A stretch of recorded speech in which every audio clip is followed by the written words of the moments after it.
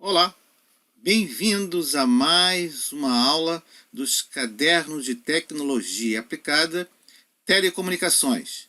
O nosso tema é propagação das ondas eletromagnéticas. Estamos abordando serviços de telecomunicações sem fio, análise, projeto e instalação de enlaces sem fio. Tivemos essas aulas até agora e esta é a aula de número 26, Zonas de Fresnel, segunda parte de 4.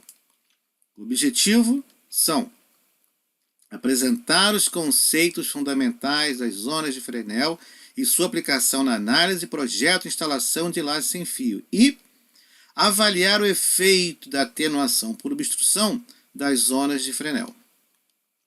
Nesta aula e na seguinte, vamos responder as seguintes perguntas.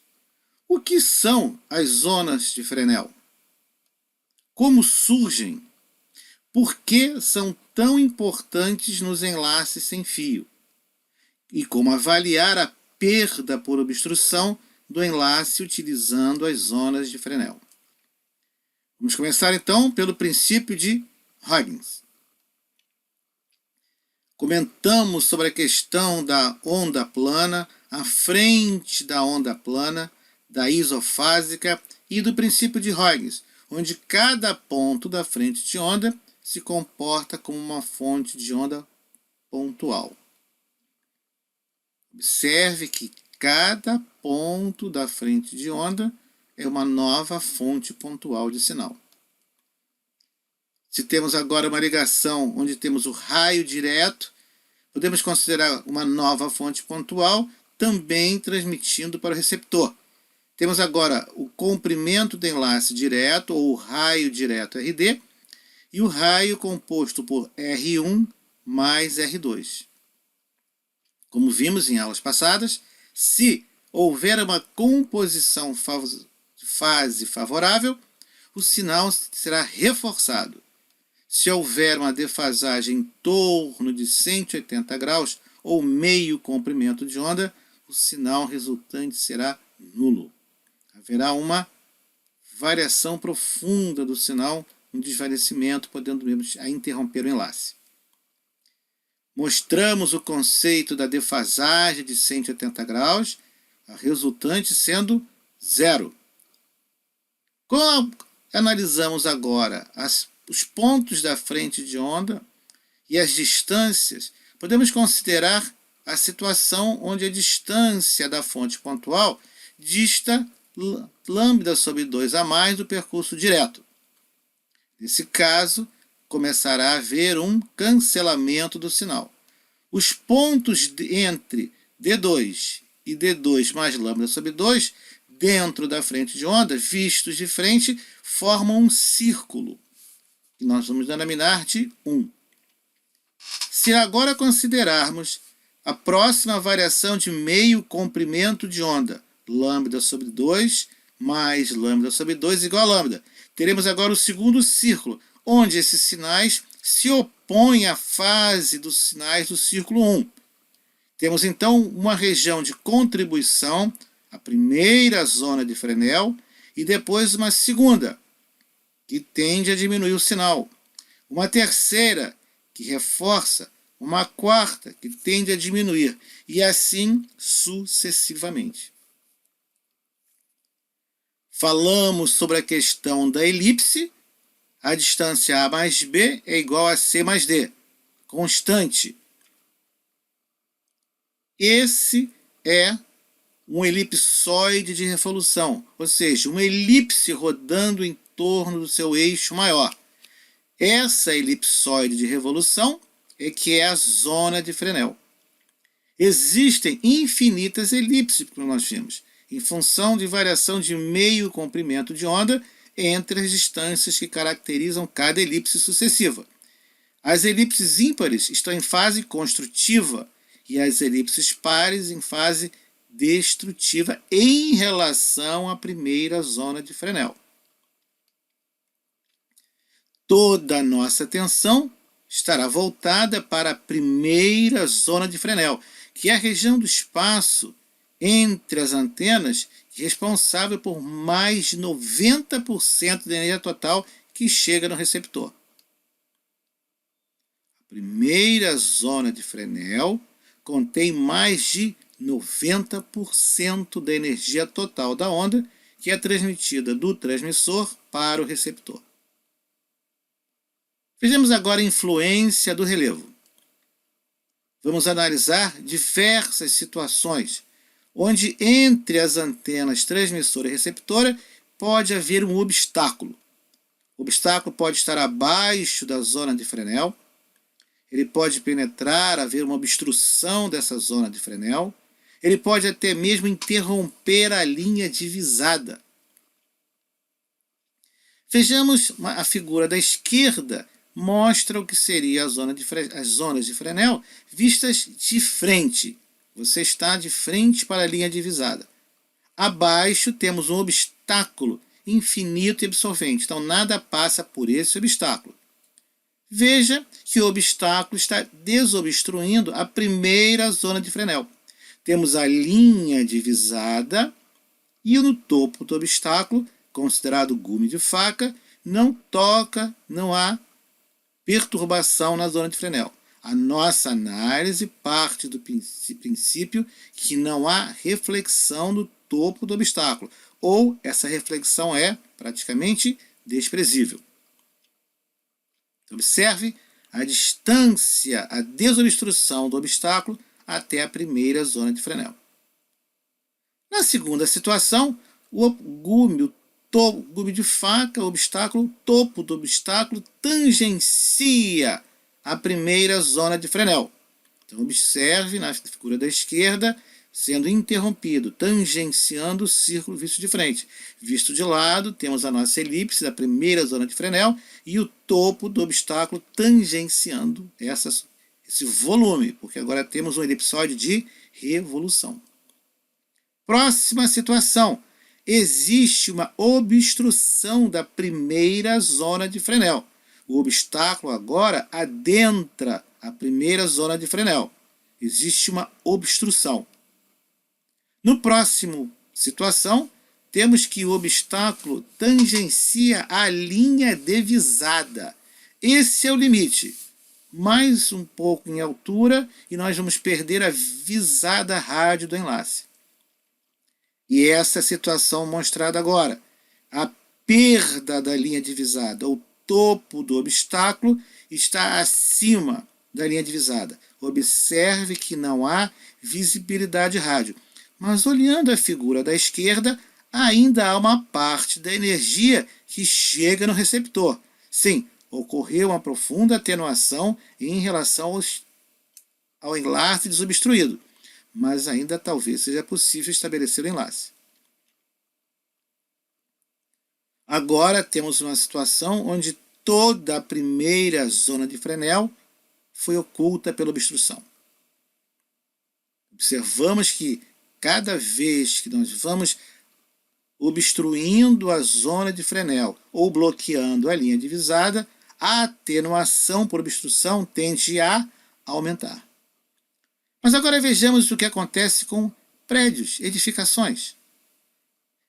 Temos uma avenida, edifícios, prédios de cada lado da avenida, e nós temos um enlace, onde a primeira zona de Fresnel está absolutamente desobstruída.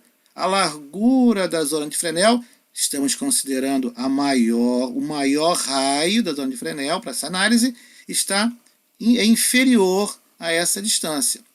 Então o diâmetro é inferior à largura da via. Então a primeira zona de Fresnel está liberada. É uma excelente situação de enlace, desde que não ocorram reflexões, o que em área urbana é muito difícil não ocorrer. O segundo caso é um caso limite, onde agora o círculo da zona de Fresnel tangencia os obstáculos. Então, temos apenas a zona de Fresnel, primeira zona de Fresnel desobstruída, e a linha divisada desobstruída também. É uma excelente situação. Temos agora parte da zona de Fresnel obstruída. Por mais paradoxal que pareça, pode ser melhor bloquear liberar até 60% da zona de Fresnel. É como se fosse o espaço livre. Veremos isso mais à frente. Agora, é uma situação no limite. Nós temos praticamente o limite da visibilidade. Os prédios, ou o prédio, bloqueia metade da primeira zona de Fresnel e estamos no limite da visibilidade. Uma situação limite. Mais tarde veremos que essa é uma atenuação de aproximadamente 6 dB por obstáculo. Prosseguindo, agora perdemos a visibilidade. Veremos mais tarde que a atenuação começa rapidamente a subir, cada vez maior a atenuação por obstrução. Temos agora totalmente obstruída a primeira zona de Fresnel e a linha de visibilidade. É uma situação extremamente danosa em relação à qualidade do enlace, uma grande atenuação. Vamos considerar esse enlace ponto a ponto terrestre. Estamos supondo que não existe reflexão no meio do percurso. Então, temos apenas os raios direto. Caso haja reflexão, você deverá colocar antenas receptoras de modo a que haja algum tipo de obstrução desse sinal refletido, ou utilizar-se outros meios para equalizar o sinal. Nem sempre de fácil solução. Nesse caso, estamos vendo que há uma distância entre o solo e a linha do elipsoide ou da zona de Fresnel. Considerando a reflexão desprezível, temos uma excelente situação de enlace. Mas a cidade é dinâmica, ela cresce e agora foram construídos prédios entre o transmissor e o receptor. Observe a situação agora danosa ao enlace. Temos uma atenuação por obstrução. Então, a primeira zona de Fresnel está obstruída. A solução? Aumente a altura das antenas. Temos uma situação interessante. Durante a instalação, uma das antenas foi colocada bem afastada no topo do edifício, no terraço, no lugar de instalação das antenas. O que nós estamos observando? Que a própria edificação de instalação obstrui a primeira zona de Fresnel. Você está perdendo energia, você está reduzindo a potência recebida por essa instalação não muito adequada. Solução? Instale a antena mais próxima à beirada para desobstruir a primeira zona de Fresnel. Então está a situação ideal com desobstrução. No entanto, parece que nós cometemos um erro. A Terra não é plana, a Terra é esférica. Então, temos que levar em conta a curvatura da Terra. Se a altura das torres for um pouco mais baixa, nós poderemos ter inclusive uma obstrução da primeira zona de Fresnel pela própria curvatura da Terra. Lembrando que a primeira zona de Fresnel é responsável por maior parte da energia transmitida. Então a própria curvatura da Terra estará reduzindo o nosso sinal. A solução? Aumentar a altura das antenas ou reduzir a distância do enlace. Então temos aí, optamos por aumentar a altura das antenas de modo a conseguir a desobstrução da primeira zona de Fresnel. De novo, considerando que não há reflexão no ponto médio e que também ninguém vai construir prédio no meio desse enlace. Agora, para você pensar, falamos muito em enlaces terrestres, ponto a ponto. Pode haver obstrução da primeira zona de Fresnel em um enlace terra-satélite geoestacionário? Qual seria a solução? Resumindo, mais de 90% da energia total da onda eletromagnética está contida na primeira zona de Fresnel. Repetindo, mais de 90% da energia total que é transmitida encontra-se dentro dessa primeira zona de Fresnel, esse elipsoide de revolução. Não jogue energia fora, libere a primeira zona de Fresnel.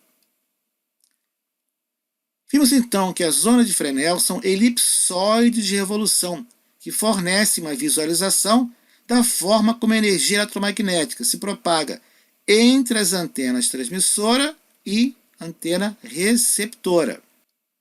O quanto devemos desobstruir da primeira zona de Fresnel e qual a atenuação correspondente é o assunto das aulas seguintes. Qual é a atenuação por obstrução dada uma determinada obstrução da primeira zona de Fresnel? Vimos também que são vários os obstáculos à propagação da onda. Vegetação, você pode trabalhar numa região de pinheiros ou de árvores que crescem muito rapidamente. Isso pode provocar problemas no link. Relevo, edificações, o local de instalação e a própria curvatura da Terra podem ser obstáculos. A primeira zona de Fresnel recebe tanta atenção na área de projeto e análise porque ela é a responsável pelo transporte de mais de 90% da energia total da onda. Você vai encontrar neste mesmo canal vídeos explicando sobre o dB e unidades derivadas do dB, potência, tensão e campo elétrico. Mas se você quiser se aprofundar mais, ou quiser conhecer mais diversos outros sistemas de telecomunicações, análise e projeto, eu recomendo o livro Medidas em Telecomunicações e Eletrônica. É publicado pela editora Senac, Rio de Janeiro. Com isso, encerramos a nossa aula 26, Zonas de Fresnel, segunda parte de 4. A próxima aula, 27, será a terceira parte. Obrigado por ter assistido esse vídeo, boa sorte e bons estudos!